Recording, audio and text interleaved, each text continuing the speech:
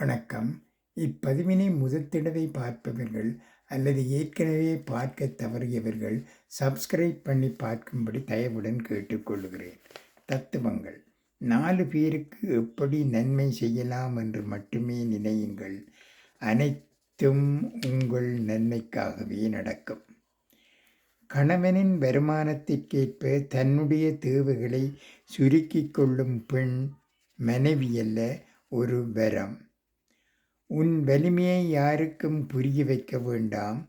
உன்னை உண்மையாக நேசிப்பவன் சொல்லாமலே புரிந்திடுவான். அன்று இருட்டை கண்டு அழுதவன் இன்று இருட்டை தேடி செல்கிறேன். நான் அழுவதை யாரும் பார்க்கக்கூடாது என்பதற்காக. நன்றி, வணக்கம்.